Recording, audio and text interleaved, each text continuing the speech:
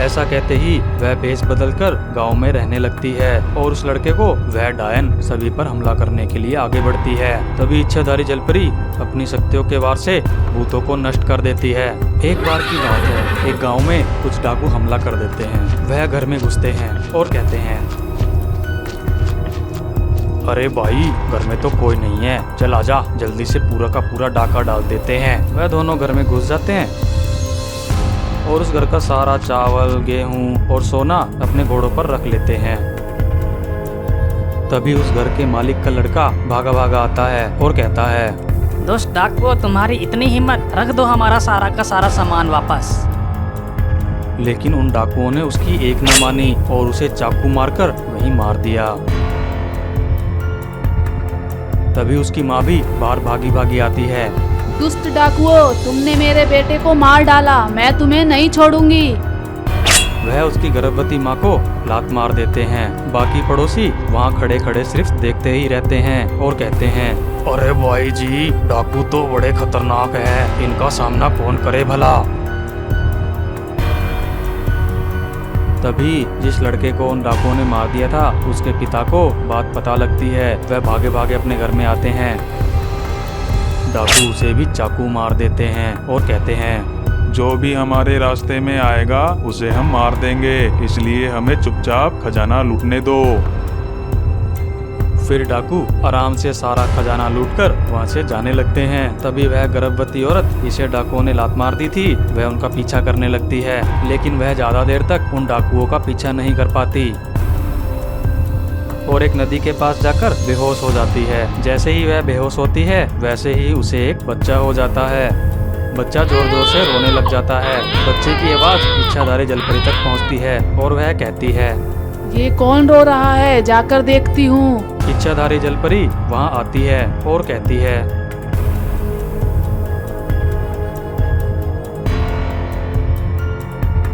ये तो इस औरत का बच्चा लगता है ये औरत मर गई है। अगर मैं इसे यहाँ रखूंगी तो मगरमच्छ इसे खा जाएगा। मैं इसे गांव ले जाती हूँ और पढ़ा लिखा कर इसे एक अच्छा इंसान बनाऊंगी। ऐसा कहते ही वह भेष बदलकर गांव में रहने लगती है और उस लड़के को स्कूल भेजने लगती है। देखते ही देखते वह लड़का बड़ा हो जाता है। वह उस लड़के को कराटे, बॉक्सिंग और कुश्ती भी सिखाती है। वहीं दूसरी तरफ उस लड़के की असली माँ तालाब के पास हमेशा जाती रहती थी अपने बच्चे को ढूंढने के लिए, लेकिन उसे हमेशा निराशा ही हाथ मिलती थी। कहाँ चला गया मेरा बच्चा? कौन उठा ले गया मेरे बच्चे को? हे भगवान, मेरे बच्चे को मुझे वापस लौटा दो। एक दिन इच्छाधारी जलपरी अपने तालाब के पास अपने घर का जायजा ले रही होती है। तभी उसे वह औरत नजर आती है। इच्छाधारी जलपरी उसे पहचान जाती है और उसके पास जाती है। इच्छाधारी जलपरी बोलती है, रो मत, तुम्हारा बेटा मेरे पास है, वह सुरक्षित है। मैंने उसे पढ़ा लिखा कर बहुत ही होनहार बना दिया है। तभी वह उस लड़के को आवाज लगाती है। लड़का वहां आ जाता है। लड़के को देखकर उस लड़के की असली माँ बहुत खुश हो जाती है। वह लड़का बोलता है, माँ, यह कौन है और यहाँ क्या करने आई है? तभी इच्छाधारी जलपरी लड़के को सारी बात बता देती है कि उसकी असली माँ कौन है और उसके पिता और उसके भाई के साथ डाकुओं ने क्या किया था। यह सारी बात सुनकर उस लड़के को बहुत गुस्सा आता है। बताओ माँ, वह डाकू कहाँ रहते हैं? मैं उन्हें नहीं छोड़ूंगा। मैं अपने पिता और भाई की मौत का बदला उनसे जरूर लूंगा। तुम अकेले नहीं जाओगे, मैं भी तुम्हारे साथ चलती हूँ। फिर वह लड़का, इच्छाधारी जलपरी और उसकी माँ डाकुओं को मारने के लिए निकल पड़ती हैं। तभी वह देखते हैं कि डाकू गांव पर हमला करने के लिए जा रहे होते हैं और वहां जाकर वह निर्दोष गांव वालों को पीटने लगते हैं। तभी वह लड़का बोलता है, दुष्ट डाकुओं, अब तुम्हारे पाप का घड़ा भर गया है। अब भगवान को याद करना शुरू कर दो। ऐसा कहते ही वह एक डाकू को पकड़कर उसे लात घूंस से मारने लगता है। तभी और डाकू भी उस डाकू को बचाने के लिए आगे आते हैं। वह उन्हें भी जोर से लात मारता है।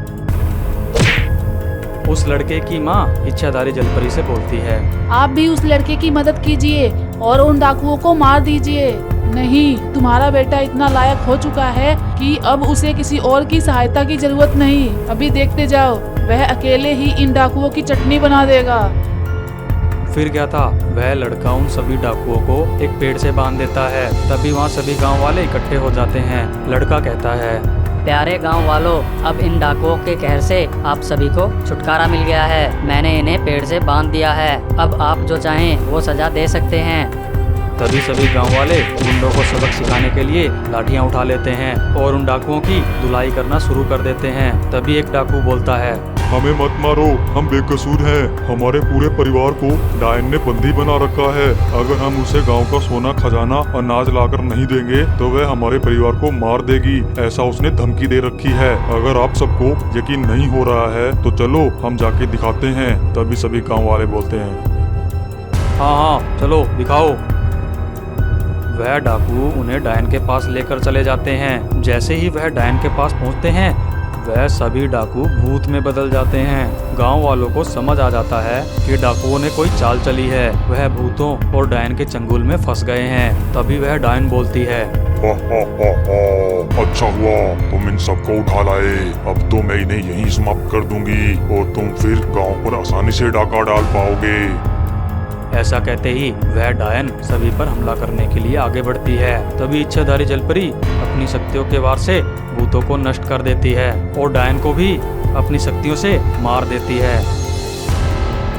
फिर क्या था, सभी गांव वाले अपना जो जो सामान था सब लेकर गांव चले जाते हैं। तभी उन दोनों में भयंकर लड़ाई होती है और वह उस लड़की को पकड़कर घसीटते हुए वहां से ले जाने लगती है। बचाओ, कोई इस चुड़ैल से इस लड़की को बचाओ, कोई तो मदद करो। दूर एक गांव में एक औरत को 2 बच्चे हो जाते हैं, जिनमें से एक लड़का और दूसरी लड़की होती है। औरत का पति बोलता है, लड़का तो ठीक है, मुझे कमा कर भी देगा और ध्यान भी रखेगा, लेकिन लड़की का क्या करूं? इसमें तो सिर्फ खर्चा ही होगा। इसे पालना और इसकी शादी, इन सब में बहुत खर्चा होगा। ऐसा कहकर वह व्यक्ति लड़की को उठाता है और उसे फेंकने के लिए निकल पड़ता है। वह एक खंडहर घर के पास जाता है। लड़की को वहां रखकर भगवान से कहता है, भगवान जी अब आप ही इसकी देखभाल करना। ऐसा कहकर वह व्यक्ति वहां से चला जाता है और जिस दरवाजे को खोलकर उसने लड़की को रखा था वह एक जादुई दरवाजा होता है और उस दरवाजे के उस पर नागलोक होता है और वह लड़की एक नागलोक में पड़ी हुई होती है। इच्छाधारी नागिन को बच्ची की रोती हुई आवाज सुनाई देती है और कहती है, अरे ये कौन रो रहा है, देख कर आती हूँ। वह बच्चे के पास जाती है, बच्ची को उठाती है और बोलती है, ये तो किसी इंसान की लड़की लगती है। यह इंसान भी अपनी स्वार्थ की चीजें रखते हैं, बाकी चीजें फेंक देते हैं, जैसे इस लड़की को फेंक दिया। ऐसा कहकर इच्छाधारी नागिन जादू से दूध की बोतल बना देती है और बच्ची को पिलाती है। चलो बहुत प्यारी बच्ची है, मैं इसे पाल लूंगी। इतने में एक चुड़ैल और उसका साथी वहाँ आ जाता है। चुड़ैल कहती है, कितनी प्यारी बच्ची है, इसे तो मैं खाऊंगी और जवान हो जाऊंगी। मुझे दे दो ये बच्ची। मैं ये तुम्हें नहीं दूंगी, ये मेरी बच्ची है। यह तुम्हारी बच्ची नहीं है, इसे तो वो आदमी छोड़ के गया था। तभी उन दोनों में भयंकर लड़ाई होती है और नागिन उसे मारकर भगा देती है। नागिन कहती है, मैं इसे पढ़ाऊंगी, लिखाऊंगी और बहुत प्यार करूंगी। मैं इसे नागलोक में नहीं रख सकती, मुझे इसे लेकर धरती लोक पर ही रहना पड़ेगा। वह लालची चुड़ैल भी उसके पीछे पीछे चली जाती है। इच्छाधारी नागिन भेष बदलकर एक घर बनाकर उसमें रहने लग जाती है और जैसे ही वह लड़की थोड़ी बड़ी होती है वह उसे स्कूल भेजना शुरू कर देती है। वहीं दूसरी तरफ वह स्वार्थी आदमी जिसने उस लड़की को फेंक दिया था खेती कर रहा होता है और कहता है, हे भगवान जी, यह आपकी कैसी लीला। इतने सालों से मैं यहाँ खेती कर रहा हूँ, लेकिन यहाँ पर अनाज का एक दाना भी नहीं उगा और मेरा बेटा भी खेती में मेरी मदद नहीं करता। मैंने मेरी बेटी को फेंककर गलती कर दी। आज वह मेरे पास होती तो मेरा कुछ ना कुछ काम में हाथ बटाती और बहुत निराश होता है। वहीं दूसरी तरफ देखते ही देखते लड़की बड़ी हो जाती है और स्कूल में सबसे ज्यादा नंबर उसी के आते हैं। गांव में सिर्फ उसी की चर्चा होती है। गांव वाले कहते हैं, अरे देखो, इस लड़की ने इतने ज्यादा नंबर लाकर हमारे गांव का तो नाम ही रोशन कर दिया। अखबारों में, टीवी में इसकी तस्वीरें और हमारे गांव की तस्वीरें ही दिखाई जा रही हैं। सभी उसकी बड़ी तारीफ करते हैं। फिर एक दिन वह स्कूल से आ रही थी। चुड़ैल उसे देखती है और कहती है, मुझे ये लड़की खानी है और जवान होना है। कैसे भी करके इन माँ बेटी को अलग करना होगा। वह मौका पाकर और भेष बदल कर लड़की के पास जाती है और उसे सारी बात बता देती है कि उसके असली माँ बाप कौन है और इच्छाधारी नागिन उसकी माँ नहीं है। लड़की उदास हो जाती है और भागी भागी अपनी माँ के पास जाती है और कहती है, माँ, आपने मुझसे जिंदगी भर झूठ बोला। आप मेरी माँ नहीं हो। अब मुझे पता चल गया। मैं अब अपने असली माँ बाप के पास जा रही हूँ। ऐसा कहकर वह अपने असली माँ बाप के पास जाने लगती है। उसे अपने से दूर जाता देख इच्छाधारी नागिन बहुत उदास हो जाती है। वह लड़की वहाँ पहुंचकर देखती है कि उसके माँ बाप बहुत गरीब हैं और उनका एक बेटा है जो बिल्कुल भी काम नहीं करता है। इतने में चुड़ैल कहती है, अब आएगा मजा। अब तो इसकी माँ भी नहीं है इसको बचाने के लिए। इतना बोलते ही चुड़ैल उसे पकड़ने के लिए आगे बढ़ती है और वह उस लड़की को पकड़कर घसीटते हुए वहां से ले जाने लगती है। सभी बचाओ बचाओ चिल्लाने लगते हैं। बचाओ, कोई इस चुड़ैल से इस लड़की को बचाओ, कोई तो मदद करो। इतने में इच्छाधारी नागिन वहां पहुंच जाती है। इच्छाधारी नागिन और लालची चुड़ैल में भयंकर लड़ाई होती है। इच्छाधारी नागिन अपनी शक्तियों के प्रहार से लालची चुड़ैल को अधमरा कर देती है और जैसे ही चुड़ैल मरने वाली होती है वह लड़की से कहती है, बेटी, इन्होंने तो तुम्हें मरने के लिए छोड़ दिया था। अगर तुम्हारी माँ नहीं आती तो तुम मर जाती। तुम्हें पढ़ाया लिखाया और तुम्हें कामयाब तुम्हारी माँ ने ही बनाया है। आज तुम जो कुछ भी हो तुम्हारी माँ की वजह से ही हो और सही मायने में यही तुम्हारी माँ है। तुम्हें इसी के साथ रहना चाहिए। ऐसा कहते ही चुड़ैल मर जाती है। बेटी अपने माँ बाप से बोलती है, आप लोगों को मुझे पालना ही नहीं था तो मुझे पैदा ही क्यों किया। आपने पैदा करके और मुझे फेंका है। आपको तो भगवान भी माफ नहीं करेगा। ऐसा कहकर वह अपनी इच्छाधारी माँ के साथ चली जाती है। उसके असली माँ बाप रोने लग जाते हैं और उन्हें अपने किए पर पछतावा होता है। हे भगवान, यह मैंने क्या कर दिया।